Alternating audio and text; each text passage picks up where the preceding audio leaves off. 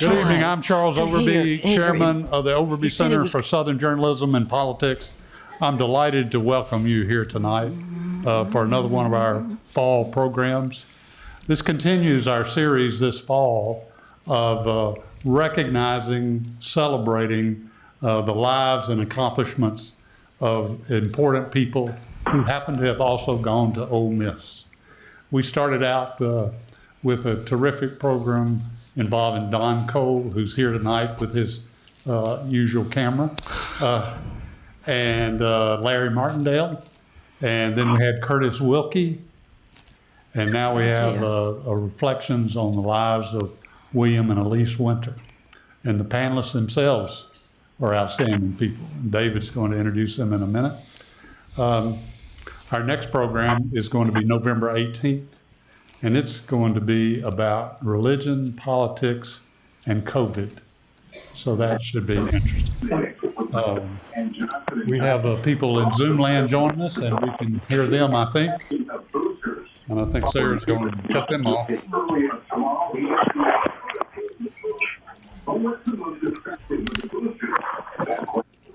Oh, we got it.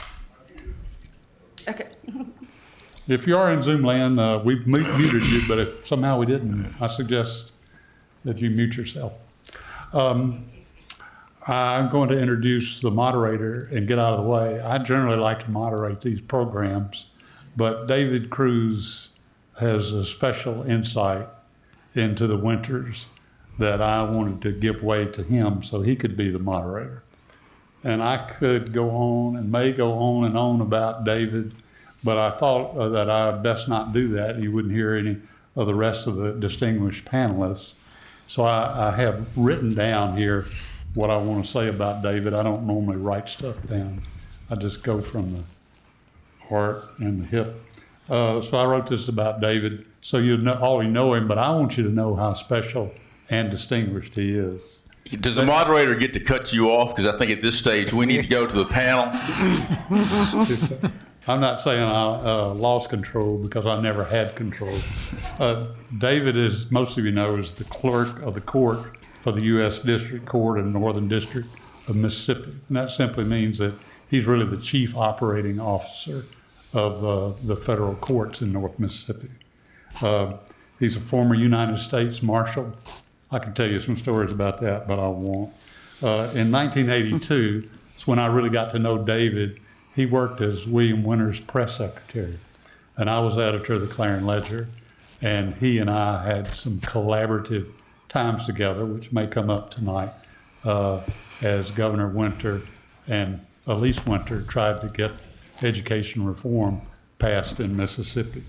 David played a major role in that, and several other people who we will hear from and see tonight also did, who are with us tonight. In David's spare time, he produced a feature-length documentary film, The Toughest Job, which won an Emmy Award for Best Historical Documentary, and it was about William Winter. He's produced and directed several documentary films, and he's the author of Mississippi Book of Quotations, which is in its second printing. And I'm pleased that I have 2 boxes of those books, and I heard they're going for $60 on eBay until the second printing comes out. So I may make a little money off of David's book. David serves on the board of directors for the Overby Center, and he is a judge for the Willie Morris Awards for Southern Literature. He graduated magna cum laude and Phi Beta Kappa from the University of the South at Sewanee. He's married to the lovely Claire Cruz, who's with us tonight, and they have 2 wonderful and gainfully employed children. David, I'm pleased to turn it over to you. Thank you, Charles. Thank all of y'all for being here. I've got so many friends in this audience, and my lovely bride, as Charles indicated, and her lovely mother, Suzette Shellmeyer, who we lured here from Texas about 10 or 12 years ago, Susie, and she said, if I'd known how nice Oxford was, I'd have moved here when I was in college and a youngster. But we got her here 10 or 12 years ago, and we're delighted that she's here. Before I introduce the panelists, I wanted to recognize a couple of people who really don't need any introduction probably to this crowd, but I wanted to mention Andy Mullins. Andy was Governor Winter's chief education advisor on our during his time as governor, and leading to the 1982 Education Reform Act, bringing kindergartens, statewide system of kindergartens, and compulsory school attendance, and a host of other reforms to Mississippi for the first time. So Andy is just a pivotal part of that. And I'd be remiss if I didn't introduce some of Governor Winter's family.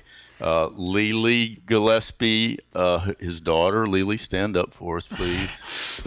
Please.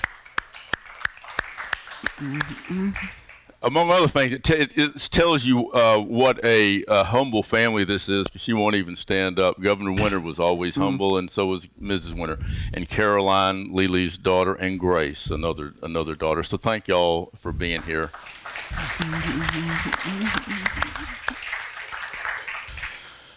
So let me start by introducing my longtime friend, Judge Reuben Anderson. I've known him as Reuben long before he became a judge. And in fact, he probably, as a judge, he probably wouldn't want me to tell the story, but I'm going to anyway. Reuben and I were detained, really arrested in Puerto Rico one time when we were out running across a golf course during a conference that we were there for. And since we were running, we didn't have any ID. And there was a problem with Puerto Rican terrorists back in those days, and I think they thought we might be Puerto Rican terrorists. So they frog marched us to our rooms to produce ID. Andy Mullins and I were rooming together to save money. And when Andy saw this guy with a gun behind me, he says, "Shoot it to kill." But Reuben went to Tougaloo College, and while there, he got to meet Dr. Martin Luther King. And I think that occasion, when he heard Martin Luther King speak, was really a motivator for him in his life and his causes through life. In 1967, Reuben became the first black man to graduate from the Ole Miss Law School. He then immediately joined the NAACP Legal Defense and Education Fund in the Mississippi office, succeeding the iconic and legendary Marion Wright Edelman. He then served 15 years as a judge, as a municipal judge in Jackson, as a Hinds County Court judge, as a circuit court judge, not surprisingly appointed to the circuit court by Governor William Winter, and then, of course, became a justice of the Mississippi Supreme Court. He left the bench in 1991 and went to work for Phelps Dunbar for the next 30 years. And he does so many other things, but most recently he was the chairman of the effort to redesign the state flag, the successful effort to redesign the state flag. So thanks for your long-time work on all those things. And then we have JoAnne Prichard Morris, who spent 16 years as the executive editor of the University Press of Mississippi, during which time she did outstanding work. And since then, she has been responsible for editing and co-authoring several books, including Bill Miner's Eyes on Mississippi and Unita Blackwell's, the civil rights icon, Unita Blackwell's memoir, and of course Elise Winter's Once in a Lifetime. And she's the widow of Willie Morse, the wonderful writer who all of us know and love. And she told me a great story that she first met William Winter in the early 60s when she was at Girls State. Maybe she'll tell us a follow-up story on that. And while Governor Winter was state tax collector, and then she told me that both Elise and William enriched her lives. Now I have to say that Willie and Eudora Welty and Governor Winter are probably responsible for me being married. Governor Winter invited me to a dinner at his home one time, and Eudora was there and Willie Morris was there, and Governor Winter placed my girlfriend at the time, Claire, between Willie and Eudora. And so I think the only reason she agreed to marry me is that I was responsible for her meeting Eudora Welty and Willie Morris. So thank God for Willie, and thank God for Eudora, and thank God for Governor Winter. Then we have John Hennigan as our third panelist. He was Chief of Staff to Governor Winter during the governor's time in office. He was a key cog in the effort to pass the Education Reform Act. John then went to work for Butler Snow, Canada, O'Mara, and Stevens in Jackson, where he worked for 30 years. And he then spent 2 terms as the chairman of the advisory board to the William Winter Institute for Racial Reconciliation. I'll say something. When I put the documentary film together, it took me relentlessly pestering Bill Clinton and his staff for over a year to get Bill Clinton to agree to be interviewed about William Winter. But it took me a year and a half to get an interview with John Hennigan. So pissed me off, quite frankly. So what we hope to do today is to bring William and Elise Winter to life through some revealing, compelling stories, personal stories about them that each of our panelists has. And I think we're going to try to explore some really rich themes: courage, education, obviously, politics, racial reconciliation, cultural enrichment, and the constant collaboration that Governor and Mrs. Winter engaged in throughout their entire lives. In my estimation, they were really partners and great friends, really devoted to each other. Ms. Winter was by his side in every campaign, shaking hands till her hands were black and blue. And she was by his side every step of the way through thick and thin. But of equal importance, Governor Winter was by her side every step of the way and fully supportive of her and her efforts with Habitat for Humanity and taking care of prisoners at Parchman, and her generous, loving spirit. He was always by her side. So I thought it might be wise to start with a story that was in the film, and then I want Reuben to elaborate and tell the rest of the story. So Sarah, if you would start with this clip from The Toughest Job. Well, go ahead. Are we in the way? No.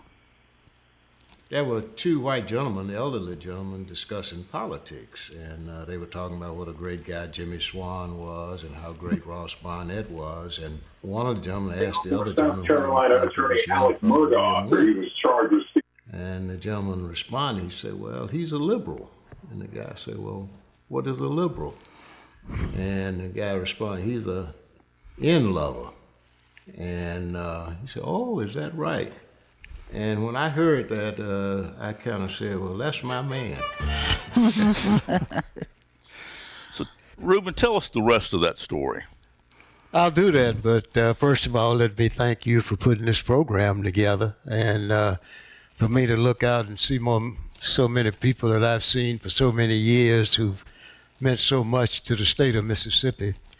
Thank you for being here. That happened in 1966 or 67. I was in law school here at Ole Miss, and I didn't have a car, so I had to ride the bus back and forth to Jackson.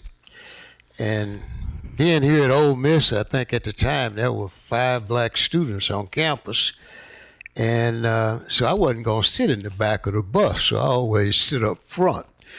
And a lot of harassment took place, and this was harassment here. They knew, but they were making these comments and all of that pretty much to harass me. But I knew that Governor Winter back then in 1967 was somebody that people thought was a fair-minded person, was going to treat everybody fair. And in fact, David, when he ran for governor in 1967, I went to work for him and worked in his campaign, and he treated me just like I was an important person, and I was just a baby lawyer at the time. But that was one of the great experiences I had with Governor Winter, among so many others that I had. Well, thank you for that. That's just a wonderful and I think revealing and insightful story. And I had never heard that story until I interviewed you that day, and that's just remarkable. So, JoAnne, what story could you lead off with to distill Governor and Mrs. Winter? Well, I'll pick up on what you said about meeting Governor Winter. My meeting Governor Winter in 1961, we decided. I was at Girl State, and it was the time the Freedom Riders were in town. Girl State was just about the worst thing you've ever been to, or I had ever been to. The only good thing about it was we got to go to the old Capitol, and there was this young tax collector there who told us the history of the governor's mansion, and that was William Winter. And I knew right then that I was going to keep up with him. And I did. I worked in the campaign as well, in 67 and the others too. And then some few years ago, I got with Elise Winter. Do you know that she kept a journal? Every day, she would speak into a tape recorder and talk about what had happened that day. And then somebody would transcribe it. 1,600 typed pages. And so we created this book from that. And we had a wonderful time working on it. And it's got all kinds of stories, from funny things to sad and many touching ones. But I thought I would read you just a little funny one here. This is, she says, she invited the wife of the defeated candidate of the 4th Congressional District to have lunch with her. She had become a friend of hers, and she was much younger, and I had heard she was having some difficulty with the defeat. And the fact that so many of the friends right around their house in Belhaven had obviously, they thought were going to vote for, her husband had voted for someone else. So she was, I know because she was a friend of mine, and she was going all over town. She just couldn't deal with it. So this is what Elise says. This is something I know about. She invited her for lunch. I didn't want to be in the position of meddling in her affairs, but I thought she ought to realize that all of us in politics have had to deal with defeats. It's been my experience that after a campaign is over and you're in the grocery store or somewhere and meet a friend who's openly supported your opponent, it's incumbent upon you to go to that person and speak to them and be very friendly, because they don't really know how to act and how you're going to act. This is one of the burdens that politics places on the wife of a candidate. So I had already heard this story from the other side. And I said to my friend, who actually is not mentioned in this book, but she will not mind, Cleta Ellington will not mind that I use her name. I said, well, Cleta, what did she say to you? She told me, Cleta, have just a little bit of Christian mystery about you.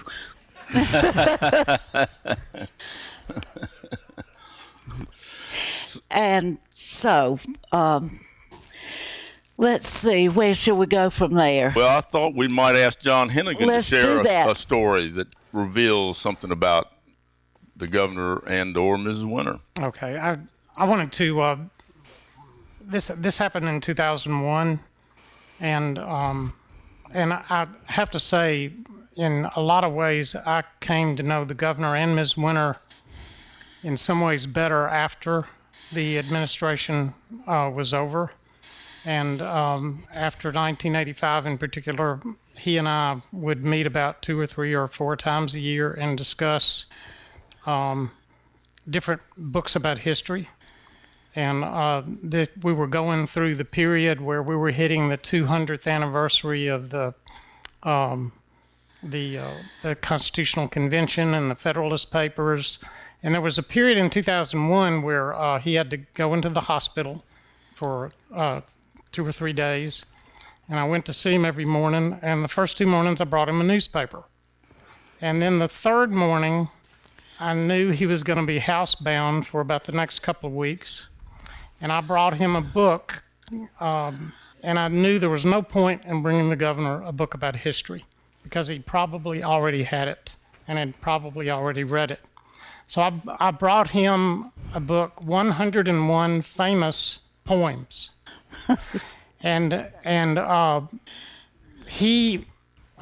Elise was sitting in the room, and she'd just come back into the room, and he was sitting in the bed, and they were going to be leaving in about 15 minutes. And he was very excited about the book. I told him what the title was, and he said, read me some of the poems that are in it. Read me the titles from the page of contents. So I was going down through different poems by Longfellow and Joyce Kilmer and Robert Frost, and then I got to Elegy Written in a Country Churchyard by Thomas Gray. And the governor said, that is my favorite poem. and he said, how does that begin? And then he started reciting the poem word for word. And he recited the first 2 verses, and then he stopped and he said, I'm not sure about the 3rd verse. Elise, what's the next verse? And she started reciting the next 3 verses. And then she said, that's enough. We need to go. And we'll just take the book. And so shortly after that, they left. I have to tell you that I felt not only privileged, but I was stunned that they had done that and knew that. And I'd been to some of these dinners at the mansion, but I'd never seen them talk about culture in the way that they plainly knew culture from that experience. And it was just a moment I'll never forget. And I've enjoyed sharing it with a number of people, over the course of time. So that speaks volumes about their partnership and their collaboration, even not just in politics, not just in philanthropy, but even in literature and in poetry, as in this case. I want to tell a little amusing story, which I think also is revealing of Ms. Winter and the governor, for that matter. As I mentioned earlier, Ms. Winter would campaign fiercely and relentlessly for William, and she was out on the campaign trail one time, I think down in the southern part of the state, and was engaging a voter and trying to convince him to vote right, and he finally just blurted out, well, ma'am, if you can stand him, I guess we can too. So, one of the other themes I wanted us to explore today is the courage that both Governor and Mrs. Winter exhibited throughout their lives. Governor Winter, in particular, did a lot of really heavy lifting on a range of issues early on in his career when he was in the state legislature, which, by the way, he was elected to the state legislature in 1947 when he was a student at the Ole Miss Law School. He was one of 12 students at the law school who ran for the state legislature, and I believe I'm correct to say that 11 of them were elected. Of course, these were all men who had all fought in World War II, and they were anxious to get on with their lives and make headway. But while he was in the legislature, he challenged the notorious and very powerful Speaker Walter Sillars, and he suffered to try to get some good stuff done in the legislature, and he suffered severe consequences from that.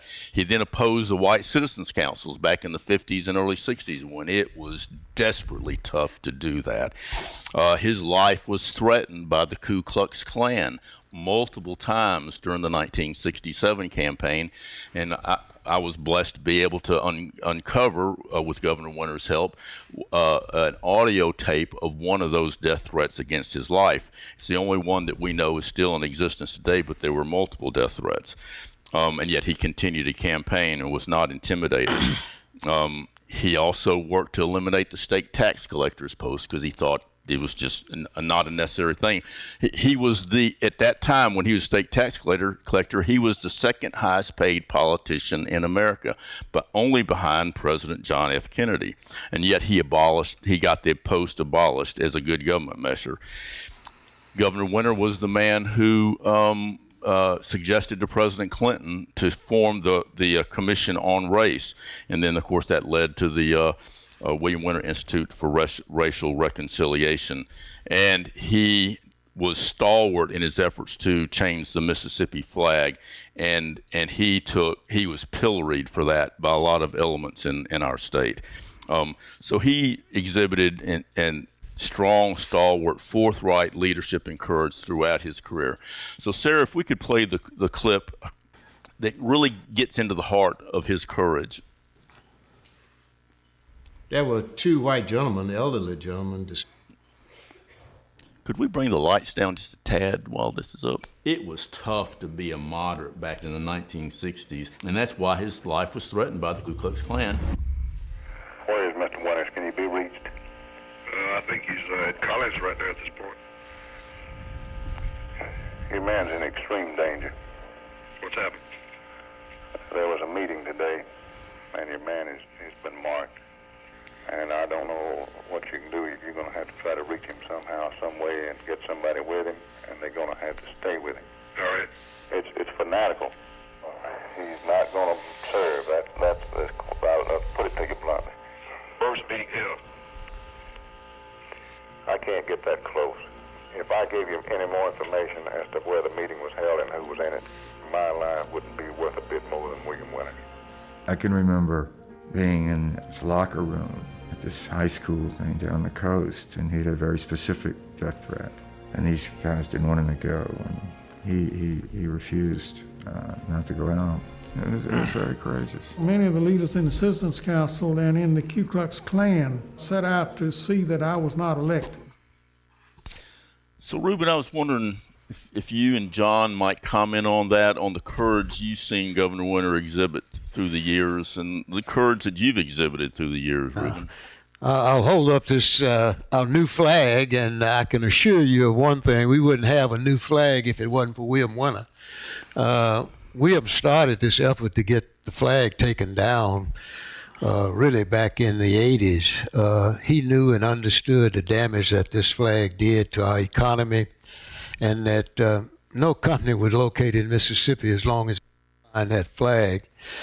He took it on in 1990, in 2001, and he was behind the effort to have the referendum on the flag. And although we lost, 65% of the people in Mississippi thought it was a good idea to keep the rebel flag, but when I was chairman of MEC, the State Chamber of Commerce, Governor Winter and I and Blake Wilson traveled all visiting with business people, and he was really offended when that didn't happen. When I was presented with the flag by Lieutenant Governor Hoseman and by the Speaker in August of 2020, I made some remarks, but my first remark was that I sure Governor Winter was here to accept this flag, the new flag, because did I lose you? But he fought to change the flag. He understood the damage that he did to Mississippi, and he is the number one person who's responsible for taking the flag down. I'll just add, when you talk about courage, and I heard John mention history, there's nobody nobody in Mississippi during his lifetime that knew more about the history of Mississippi than Governor Winter. The only way I can explain it to you is that he served for 51 years on the board of the Department of Archives and History. Nobody has served 51 years on any board. And that is the premier board in Mississippi that has responsibility for our history. It has the Civil Rights Museum, the Mississippi History Museum, and all of the other things that take care of our history. And all of that is attributable to the fact that Governor Winter made sure that that organization and that entity was first class. He asked me to go on the board of the Department of Archives and History. I served for 13 years. I stepped away in August. And what I would say to you is that we would not have a Civil Rights Museum, a History Museum, or all of the other programs that preserve Mississippi's history if it wasn't for Governor Winter. John, can you elaborate further? Well, one thing I do remember talking to him about in connection with the Flag Commission that he served on at Governor Musgrove's request. And he said that he got the most hateful correspondence and letters that he ever received in his entire life, and he really did not anticipate the violent reaction that he would get, and that some of the meetings were really got out of control. But and he was obviously devastated at the fact that that was rejected. But he had a will for the future. He never lost his. It was an unquenchable optimism. He might be slowed down by reverses, but he never yielded the future to his opponents. He was always working to try to make Mississippi a better place.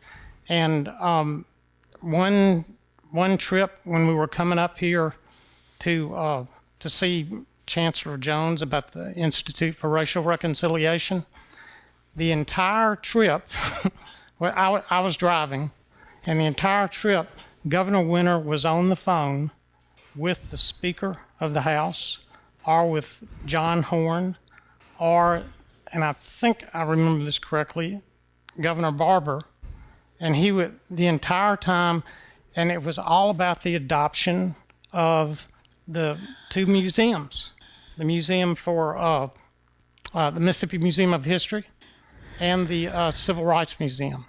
And he was working actively on the phone at the end of a legislative session, in working with those people about how they could get the bills, how they could get those bills adopted so that those museums could be created.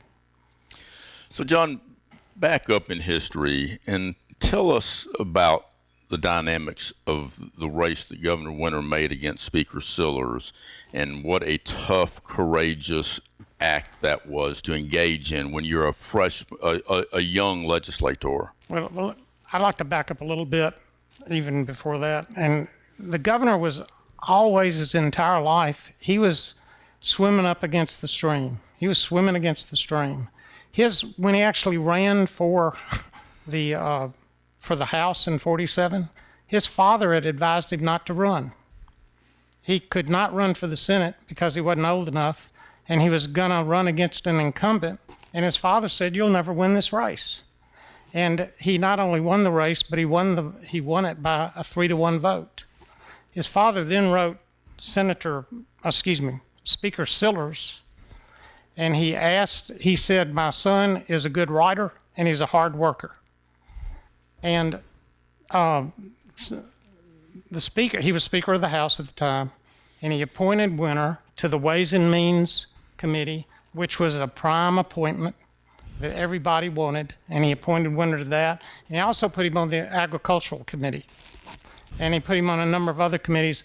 And for the next 2 terms, Speaker Sillars gave him responsibilities where Winter went out of state, and Governor Winter was exposed to ideas that he had never been exposed before because they were not being talked about here in Mississippi, and it had the exact opposite effect that I think Sillars thought it would have on him. And then eventually he ran against the Speaker in '56. And he lost by, there's one other thing. Excuse me. When he met Senator Stennis in 1927, I think it was, he met Senator Stennis, and he was so impressed by Senator Stennis that he decided to support Stennis for the U.S. Senate race when Bilbo passed away. His father advised him against that, and he said, Sillars is supporting Calmer, and you will never have a career if you in the House if you oppose Calmer and you support Stennis. And he didn't follow his father's advice. He went around. He not only endorsed Stennis, but he went around and spoke all over the state on behalf of Stennis, and Stennis won the election with 27% of the vote, and that plurality sent him to the U.S. Senate, where he became the incumbent and spent the rest of his career. Again, Sillars was so infuriated at what happened that the very next term of the legislature, he changed the law where in special elections like the candidate had to get 50% of the vote.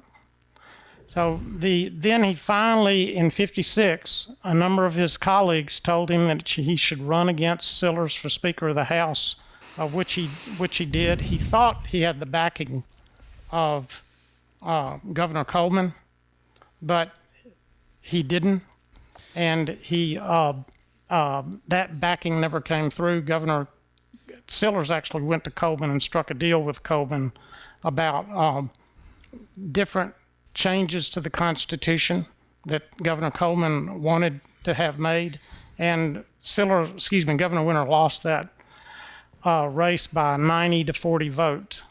And all of the people who were chairs, who had been past chairs in the House of different committees under Sillars, everyone who voted against Sillars had their chairs stripped away from them, and they served on inconsequential committees for the rest of the time. So you can see early on in his career this kind of courage that it's in his DNA and it's exhibited throughout, and it crops up over and over and over again. And Mrs. Winter had a great sense of history. She had been a history major, and she got she did all of the coursework for a master's in history before they got married. And she was always sorry that she had not gotten her master's. But she took everything about being First Lady seriously. It was not a perk, it was a job. And she wanted to do it as well as she possibly could. And some of her most interesting things that I found most interesting was her work at Parchman. She took an interest in Parchman. And she went up there often. And one of the things she saw was that visitors who came there didn't have any way to get a Coca-Cola, anything to drink. They didn't have a restroom. These would be people every day or on the weekends. And so she talked to them and said, they need a visitor center. We need some sort of center. And she went back and got an architect, got Stuart Irby to give a whole bunch of money and supplies, and she talked with the people on the who ran a vocational department, and they trained workers, construction people, who were then, she always wanted people to learn something when they were doing it. She understood how everything worked together. So she put all these things together and created a visitor center, which is still there today. And she did so much for inmates, helping them get jobs. And Yes. Her generosity, her compassion, her devotion to people as people, and giving them second chances was just remarkable. She just went straight to the personal in everything she did.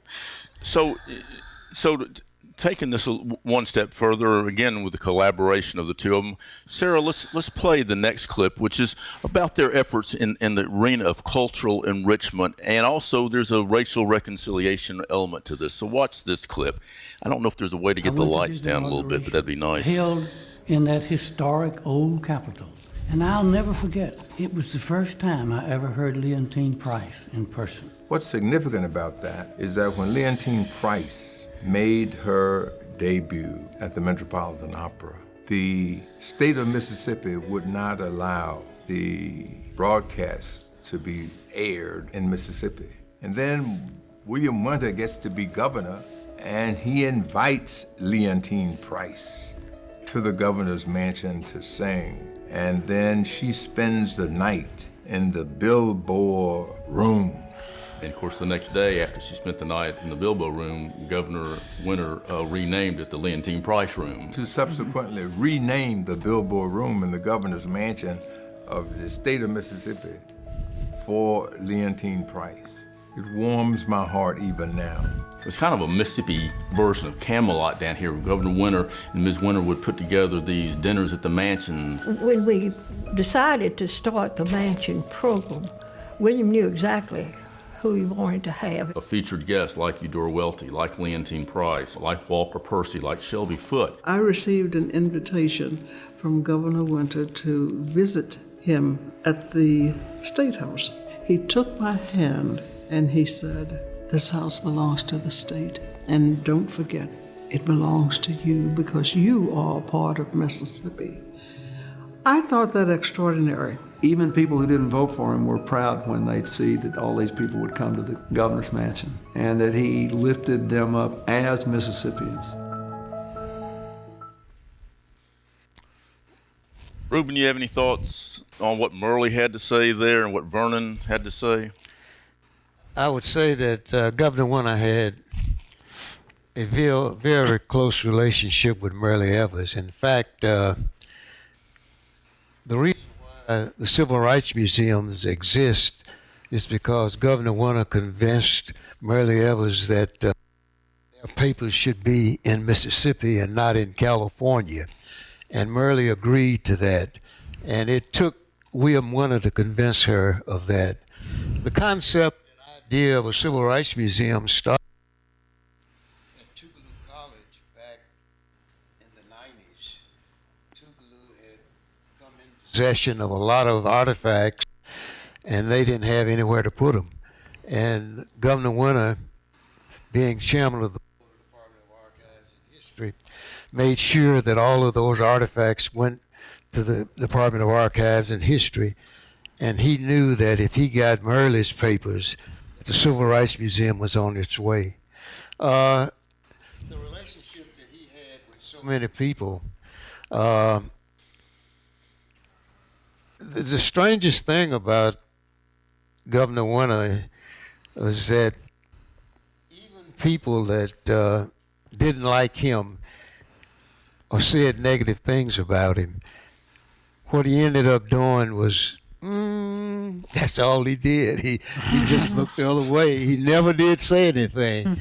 That included people who really expressed in the media dislike for the governor, but he always, he never did say anything. He had qualities that I know of no one who had those same qualities. Yeah, his patience and his perseverance and his ability to take hit after hit and yet come back and keep his eye on the prize and his eye on the goals that he had staked out. John, you and JoAnne have any additional thoughts on their, they were always uplifting Mississippians and highlighting the Eudoras, the Muddy Waters, the Willie Morses. Right. And I do know a little bit about that, that she said in her journal, which is kind of funny. That's Bill Ferris, who was here at Ole Miss at the time, and Leontine and Eudora and Willie. And Elise writes, she said, Leontine was there, and Bill Ferris got up and he talked about the South and the state, and it was all very good. And then I could not believe it. He got out his guitar, and right there in front of Leontine Price, he began to sing and play. That's just, she had a great sense of humor. Yeah. And but they had so many wonderful dinners and other events there at the governor's mansion that it's too bad Robert Kayat wasn't there that night, because he could have brought out his guitar too and played some Johnny Cash for us. Well, then Leontine sang "God Bless America." So I want to now go. Obviously, Governor Winters, perhaps certainly his signature legislative accomplishment was in the area with the Education Reform Act. So, Sarah, let's play that clip that sets this discussion up. There still is a perception that we are not competitive in our system of technical training and in our general educational system. Public education had always been high on my personal and political agenda. Governor Winter said numerous times, the road out of the poorhouse runs by the schoolhouse. We had to create more jobs, and the only way to do that and keep those jobs was through an educated workforce. Mississippi at that time was the only state in the Union that didn't have a compulsory education law. Children didn't have to go to school in Mississippi, and many of them didn't. Many of them never started the school. It was one of two states in the Union, in New Hampshire, that didn't have a public kindergarten law. And so those were the focuses that we were trying to pass. It's time for us to make a change here, and education became the vehicle to do so. It was at that point that we proposed the education reforms of the 1980s. At first, in 1981, we introduced these education changes one bill at a time, and then they died. Those of us on his staff were so naive that we thought if we could bring some good ideas to the legislature, it would go through the committee system and everyone would think this is wonderful and it would pass. We were certainly disabused of that notion in 1981. We couldn't even get our bills out of committee. And that showed you the kind of support we were getting from legislative leadership. It just wasn't there. So the Education Reform Act was a real monumental battle, and Andy was there, and John was there, and Ray Mavis was there, and Dick Moss was there fighting that fight. We had to turn that into a campaign, almost like a political campaign, because the only way that the Mississippi legislature was never going to pass that unless you put intense white-hot heat on them. There's a great line I've always liked that was said one time, that when I begin to feel the heat, I start to see the light. And it was only by putting political pressure on the legislature that we finally got that bill passed. And Governor Winter was the chief catalyst, but Mrs. Winter was equally vital to that effort. And Charles, if someone could bring you the microphone, I'd like for you to discuss your interactions with Mrs. Winter on that, which really put a lot of oomph and emphasis behind the Education Reform Act. Charles, as many of you know, and some of you may not know, Charles and the Clarion Ledger won the Pulitzer Prize for public service for the coverage that they did of the 1982 Education Reform Act. And without the intense coverage that Charles and his team of writers put together, it's unlikely that the Education Reform Act would have passed. So it was a combination of the efforts of Governor Winter and his stalwart staff, along with Charles and his stalwart focused staff, that made this unprecedented piece of legislation possible. Well, we were just reporting the news, but I will say this. When they had the first rally for education reform, it was in Oxford, and there were more than 1,000 people there. And we 3,000 people 3,000 people there. And we gave it big coverage, page one, pictures, the whole bit. And it just showed how much people wanted education reform. And I was really proud of that coverage. The Clarion Ledger was definitely for education reform, and we pulled out all the stops. And so I wouldn't say I was congratulating myself, but I did feel pretty good about it. The next day, there was a similar rally in Columbus, and I don't know how many people there. It was another huge crowd. John and David probably know. But it was another huge crowd. And we wrote a little something about it. But not much. And I got a phone call from Elise Winter. John Hennigan remembers it, that I got it while I was at home. That may be right. But when Andrea told me that Elise Winter was on the phone, I thought she was calling to congratulate me and the Clarion Ledger on the great coverage we were giving the Education Reform Act. Instead, she, in her very nice way, chewed me out. It was a nice chewing out, but she said, "Charles, I thought you were for education reform." I said, "Well, of course we are." She said, "Well, you didn't show that in the coverage of the rally at Columbus." And I said, "Well, we had this big story the day before." She said, "That was the day before." And she let me know that this was going to be a series of campaigns stops that needed to be covered every day.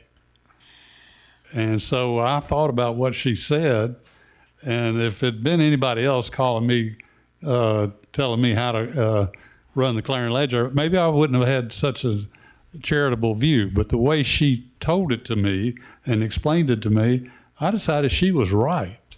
And we covered, how many meetings were there? 9? 9. We covered all 9 of them like they were the second coming. And Mrs. Winter was more pleased with our effort after that. And we needed every bit of that coverage because, as Andy and John can tell you, in the Senate, it hung in the balance. We won the vote in the Senate, bringing compulsory school attendance in kindergartens and the other reforms in by one vote, and really only because we put enough pressure on one legislator who was not going to vote for it. We got him to take a walk because there was so much. They could say no all day long to Andy Mullins, to Governor Winter, to John Hennigan, to Ray Mavis, to Dick Malpas. They could not say no to their constituents. And as Ellis Beaudron, who was a powerful member of the Senate, said, he referred to the campaign we put together with all these rallies, which were largely, there were a lot of women there, a lot of moms there, a lot of teachers there, a lot of nurses there. He referred to it one time as well-perfumed hysteria because of all those dang women out there, trying to tell us powerful legislators what to do. So thank God for well-perfumed hysteria. John, you have any other thoughts? Because, and if not, I want to go to the audience and see what kind of questions we have. We could go on for about 8 or 9 hours, but we're limited by Charles's sense of self-discipline to 1 hour. And so I'd like to know if there's anyone here in the audience who has a question that they'd like to pose to one of our fine panelists, or anyone in Zoom land.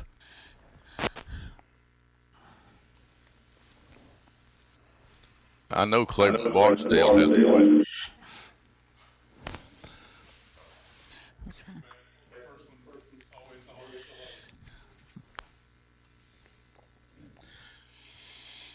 John, what thoughts and insights do you have about the importance that, that was a piece of policy legislation that was badly needed. I don't know if it had not been for Governor Winter, would it have ever passed? And we would have never, Mississippi would have never gotten Nissan here if we didn't have kindergartens and compulsory school attendance.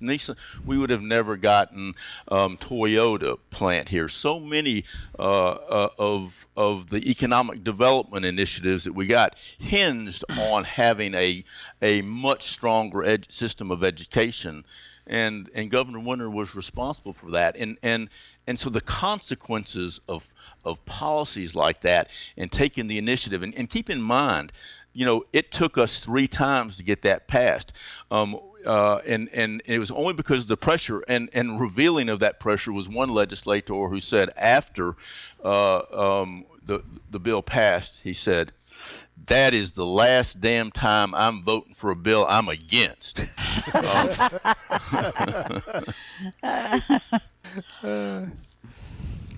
Let me, at the end of in the middle of the 82 session, we had on the deadline day, Mississippi operates in a closed session. On the deadline day, someone with kindergartens and compulsory education, the next bill's up, somebody stood up, moved to adjourn, a motion to adjourn takes precedent over everything else. The speaker called for a vote. The motion was clearly defeated by the voice vote. The speaker, however, said that the ayes have it, and he walked off. And the next day in the paper, one of 2 or 3 of the speaker's chairs said, and the one that I remember the most and that meant the most to me was the chair of Judd B., Fred Banks, later Reuben's law partner and longtime friend. They started off practicing law together, and they spoke with each other every day. Fred said, "The House is never going to be the same because of what the speaker did today." And we got together shortly after the session was over, and we had a meeting out at Dick's camp, and we talked about, we called it taking away excuses. And we made a long list of the excuses that the legislators had given us about why they were not voting for the bills that had been proposed by Governor Winter. And we systematically addressed all of those excuses. And part of what we were concerned about, Charles, with there were 122 newspapers at the time, and we did not think that we'd be able to get the word out all over the state, and that's why we started the Grassroots Campaign. And it really was almost like, it was almost like guerrilla warfare. The legislators didn't know what was happening, and we set up Governor Winter, Mrs. Winter, everybody on the staff. There was no audience that was too small, and there was no audience that was too hostile. And we went all over the state speaking and passing out cards, asking for volunteers, starting speakers bureaus. People like Jack Reed Jr. and Duke Kane and Sid Davis, all small business people. They started speaking as a part of our Speakers Bureau effort, and it kept on going. But in the end, the decision to call the special session, that was Governor Winter's decision. He, from that experience with the speaker and what happened in the 56 session, he knew the power that he had as governor. The governor of Mississippi was the weakest constitutional governor in the United States, according to a chart made by the National Governors Association. But the governor knew that if he called a special session, he had control over what could be considered. And he was again, swimming against the stream.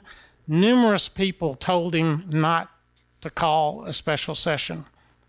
There were threats that the House or the Senate would move to adjourn, and the same thing that had happened earlier during the 82 regular session would happen again. And but again, one of the chairs in the House, Jim Simpson, said, "Governor, go ahead and call it.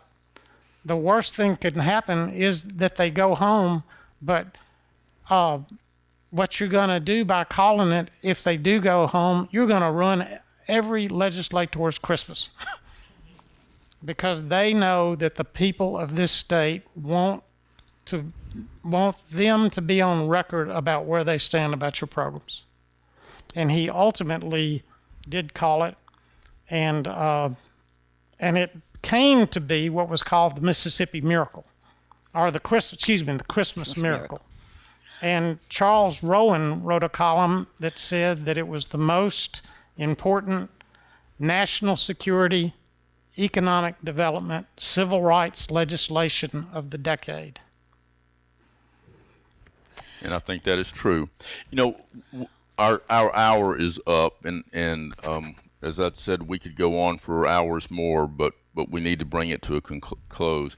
I will make one quick observation, and that is everyone needs to be immensely impressed not only by what Governor Winter did during his political career, but he's a true example of proof positive that you don't have to be in public office to do public good. What he accomplished and what he did, and what Mrs. Winter accomplished and what she did after they left the governor's mansion is just phenomenal, unbelievable. And just to cite one example, I mean, Reuben's talked about his work on the flag. Mrs. Winter, she started Habitat for Humanity in Jackson, Mississippi. She was there for the very first house that was built. She was there for the 600th house that was built. And since her passing a few months ago, the number continues to climb. And that's a living legacy that she has. Kindergartens that some of you young people may have gone to in Mississippi would not have been here, save for the efforts of Governor and Mrs. Winter. So that is a living legacy that we can all be proud of. I think I'd be remiss if I didn't maybe end with a passage that Governor Winter wrote years and years ago that is chronicled in The Measure of Our Days, which is a series of his writings that Andy Mullins edited, and there's a passage in here I want to read, and it's from an essay he wrote called "On What I Would Tell My Grandson." Now, that was at a time when he only had one grandchild, and it was a grandson. Today, this would be entitled "To My Grandchildren, My Grandsons, and My Granddaughters." And, excuse me, this is what he writes. I would tell him, and I would tell he would tell Caroline and Grace, I would tell him, as William Faulkner told his daughter's graduating class at Oxford High School many years ago, that he must never be afraid. That, as Faulkner said, he must never be afraid to raise his voice for honesty and truth and compassion against injustice and lying and greed, and if he is afraid, to go on and do it anyway. And now, more than ever, I would counsel him that he must not be afraid to fail.